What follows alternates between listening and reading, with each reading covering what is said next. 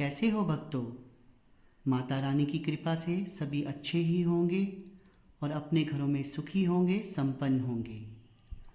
दोस्तों, जैसा कि आप सबको पता है, 8 मार्च 2024 को महाशिवरात्रि आ रही है और ये जो अवसर है ये साधनाओं के लिए बहुत ही उपयोगी होता है।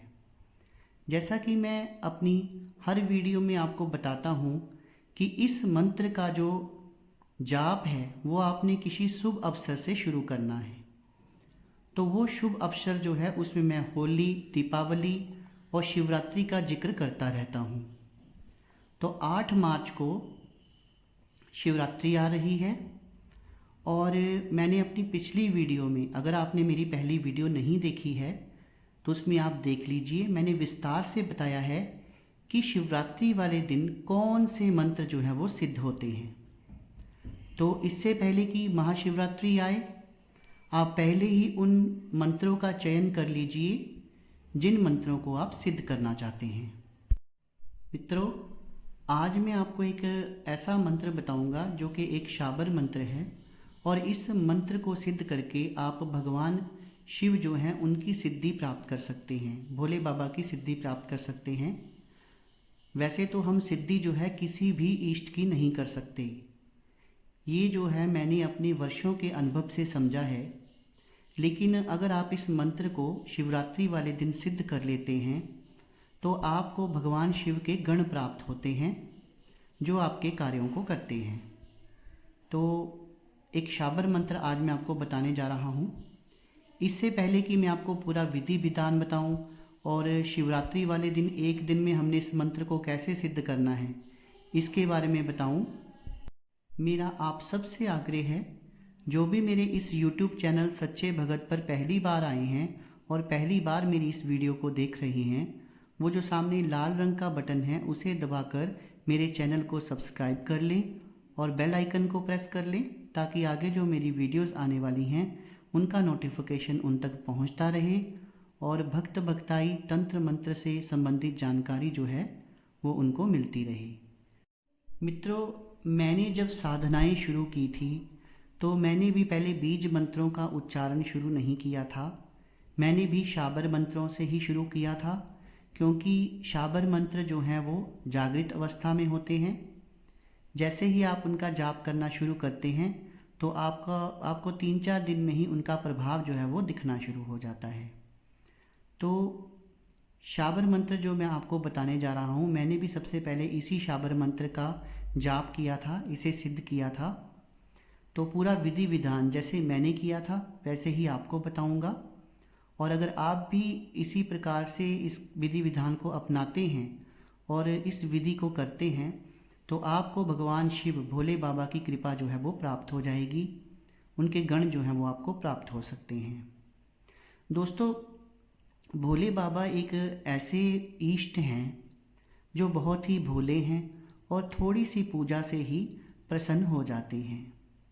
अगर हम भोले बाबा को प्रसन्न करना चाहते हैं तो उसके लिए पूजा की बहुत अत्यधिक सामग्री नहीं लगती है, वो तो भोले बाबा हैं, वो तो केवल एक लोटा जल से भी प्रसन्न हो जाते हैं। तो मैं आपको एक बहुत छोटी सी विधि बताऊंगा जो आपने महाशिवरात्रि वाले दिन से शुरू करनी है और फिर महाशिवरात्रि वाले दिन ही ये मंत्र जो है वो जागृत हो जाएगा, आपको भगवान शिव की कृपा जो है वो प्राप्त हो जाएगी और फिर इस मंत्र का आपने आगे भी एक अनुष्ठान उठाकर, चाहे आप 11 दिन का करें, 21 दिन का करें, 41 दिन का करें, आपको ये जो जाप है उसको आपको कंटिन्यू करना होगा। तो आपने करना क्या है, शिवरात्रि वाले दिन अगर हो सके तो आप उपवास रखिए। व्यसनों का सेवन आपने साधना के दौरान नहीं करना है। आप उस दिन फलाहार कर सकते हैं या निराहार रह सकते हैं, लेकिन उपवास रखना ज़रूरी है। और लहसुन प्याज का इस्तेमाल भी आपने नहीं करना है। अगर आप एक समय का भोजन कर रहे हैं तो सात्विक भोजन ही आपको करना है। तो व्रत रखकर आप एक समय का भोजन कर सकते हैं, लेकिन जो भोजन है वो आपको सात्विक करना पड़ेगा। सुबह उठकर नहा धोकर आप साफ़ सुथरे हो जाइए, साफ़ सुथरे कपड़े पहन लीजिए और आपने करना क्या है, आपने 5-10 रुपये के बताशे खरीदने हैं और एक लोटा जल जो कि तांबे के पात्र में हो। एक लोटा जल जो है वो बहुत है। और साथ में आपने चंदन लेना है। चंदन जो है वो किसी भी जो करियाने की दुकान है या पंसारी की दुकान है वहाँ से आपको मिल जाएगा। अगर चंदन सूखा है तो वो भी चलेगा, वैसे आजकल जो है पहले से बनाया हुआ तिलक बनाया हुआ चंदन मिल जाता है, तो वो आप एक खरीद लीजिए। और आपने बतासे ले लिए, कुछ पुष्प ले लीजिए, धूप दीप ले लीजिए। अगर आप घी का दीपक जलाते हैं तो घी का दीपक चलेगा, अगर आप सरसों का दीपक जलाते हैं तो सरसों का दीपक भी चलेगा। ये सामग्री लेकर आपने मंदिर में जाना है और वहाँ जाकर पहले भोले बाबा को स्नान कराना है। जो जल लिया है उसमें आप थोड़ा सा गंगा जल भी डाल सकते हैं। और साथ में आपने वो जो चंदन का तिलक जो मार्केट में मिल जाता है वो थोड़ा सा तिलक उस जल के अंदर डालना है और उससे भोले बाबा को पहले स्नान कराना है। अगर वहाँ पर भोले बाबा के साथ कार्तिकेय, गणेश और माता गौरा की मूर्ति है तो पहले उन सबको स्नान कराना है, उसके बाद में आपने भोले बाबा को स्नान कराना है। फिर आपने उस चंदन से ही अनामिका उंगली से भगवान शिव की जो पिंडी होगी उसके ऊपर राम लिखना है। अब ये ऐसा क्यों मैं बता रहा हूँ, ये मैं डिटेल में नहीं जाऊँगा, पहले मैं अपनी वीडियोस में बता भी चुका हूँ। जब आप राम लिखेंगे तो आपको क्या विशेष कृपा प्राप्त होगी, अब ये आपको खुद रिसर्च करना है, नहीं तो इसके ऊपर मैं एक अलग से वीडियो भी बना दूँगा। साथ में जो आप पुष्प लेके गए हैं वो चढ़ाने हैं। बतासे जो हैं 5 बतासे चढ़ा दीजिए। और अगर बाकी देवी देवताओं की, अगर माता पार्वती, गणेश, कार्तिकेय की मूर्तियाँ हैं तो उनके आगे भी आप बतासे चढ़ा दीजिए, धूप दीप कर दीजिए। ये काम आपको करना है और फिर आपको घर आ जाना है। घर आकर आपने एक शाबर मंत्र अब मैं आपको बताऊंगा। शाबर मंत्र सुन लीजिए पहले। आदंत धरती आदंत परमात्मा, बीच में बैठे शिवजी महात्मा, खोल गड़ा दे दड़ा, देखूं शिवजी महाराज तेरे शब्द का तमाशा। ये जो मंत्र मैंने बोला है उसको आप एक बार कॉपी पेंसिल से लिख लीजिए, नहीं तो मैं डिस्क्रिप्शन बॉक्स में भी इसको लिख कर दे दूँगा। ये बहुत ही प्रचलित शाबर मंत्र है, लगभग सभी साधक, सभी तांत्रिक इस मंत्र को जानते हैं। और क्योंकि शाबर मंत्रों को सिद्ध करना बहुत आसान होता है, तो आप अगर भगवान शिव की कृपा प्राप्त करना चाहते हैं तो आप इस मंत्र का जाप कर सकते हैं। इसमें कोई डरने वाली बात नहीं है, कोई भय वाली बात नहीं है। तो इस मंत्र का आपने शिवरात्रि वाले दिन कम से कम 1 माला जाप करना है। और 1 माला जाप करने के बाद आपने, जब आप माला जाप करेंगे उससे पहले 1 माला आपने गणेश की जाप करनी है, गणेश के मंत्र की, और 1 माता काली के मंत्र की आपने जाप करनी है। गुरु द्वारा कोई मंत्र दिया गया है तो उसका भी जाप करना है। और उसके बाद में इस मंत्र का 1 माला जाप करनी है। जब 108 बार जाप हो जाए तो फिर आपने 108 बार इस मंत्र की आहुति देनी है।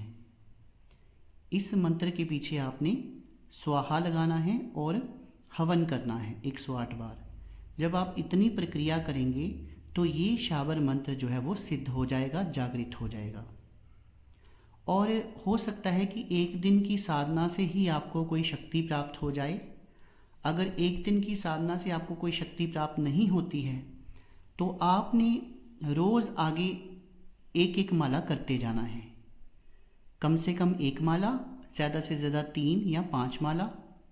लेकिन जो भी माला, जो भी संख्या आप निर्धारित करेंगे उससे कम जाप आप नहीं कर सकते, आपको उससे अधिक जाप ही करना होगा। 1 माला से कम जाप फिर आप नहीं कर सकते।